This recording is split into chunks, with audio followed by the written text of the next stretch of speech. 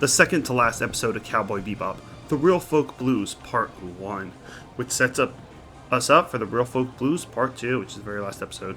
And we get the confrontation between Spike and his arch nemesis, Vicious. And there's really only about 5 episodes that are about the main plot of Cowboy Bebop. Real Folk Blues, Waltz to Venus, and Ballad of the Fallen Angels is really when we get introduced to these characters of Julia and Vicious. And it starts with Julia, who is Spike's old flame, sitting in her apartment on Mars, and she gets a message about the elders of the Red Dragon crime syndicate. Vicious is going to attempt to do a coup and take power of this Red Dragon crime syndicate, as the leadership is very old, decrepit, and short. Spike used to be part of the crime syndicate, but he left many years ago.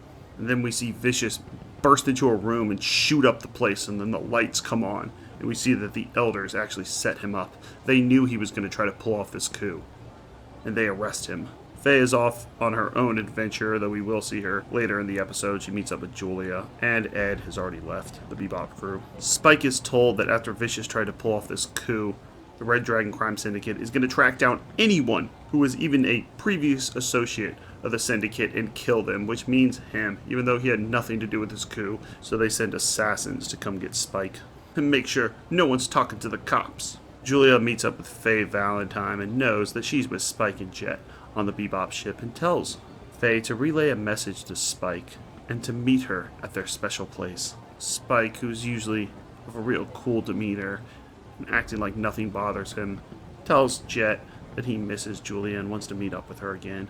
And then Faye comes to the Bebop ship to tell him that Julia's looking for him. So he has to dodge these people that are trying to kill him, and he also has to meet up with Julia to get this secret message. And he's also still in love with her.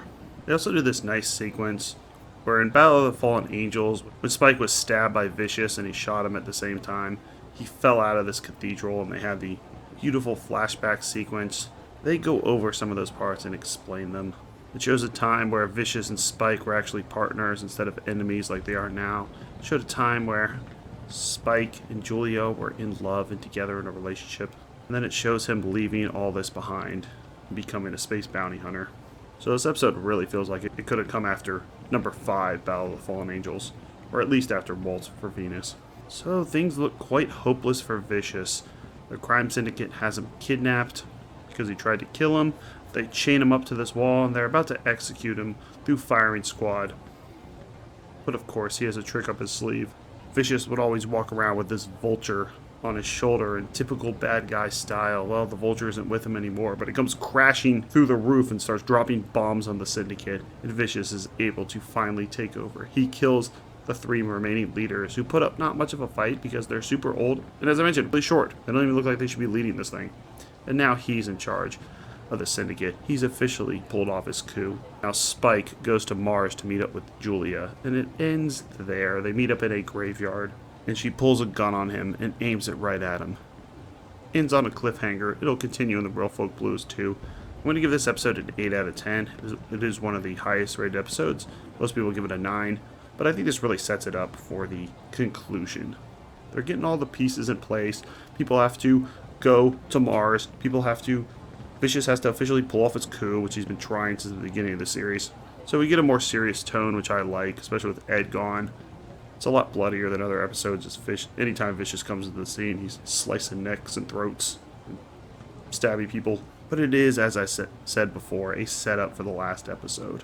But man, do they pack a ton of story into this.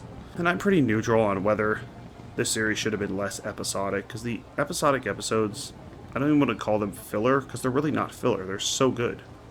Episodes like Parat Le Flou are standalone episodes, but they're absolutely done perfectly. So I think them weaving a small storyline into this 26 episode series is a good choice. There's not much I would change about this. Shinichiro Watanabe knows what he's doing, and who am I to question him?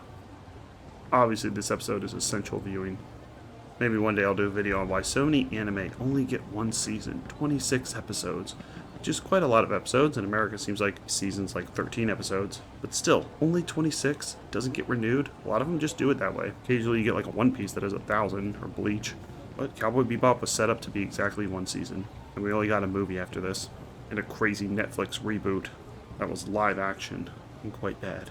So, you know what episode is coming up next. It's Real Folk Blues Part 2. And of course, like so many Cowboy Bebop episodes, we get references, homages. So the Real Folk Blues was a series of blues compilation albums released between 1965 and 67. Of course, it was about music. And had people like John Lee Hooker, Howlin' Wolf, Muddy Waters, and Sonny Boy Williamson too. Check out our playlist for the other series that we've covered. We're currently doing Black Mirror, every single episode, Mystery Science Theater 3000, Twilight Zone, Are You Afraid of the Dark? And we finished Monsters, Fear Itself, Tales from the Dark Side, Pet Shop of Horrors. Thanks a lot.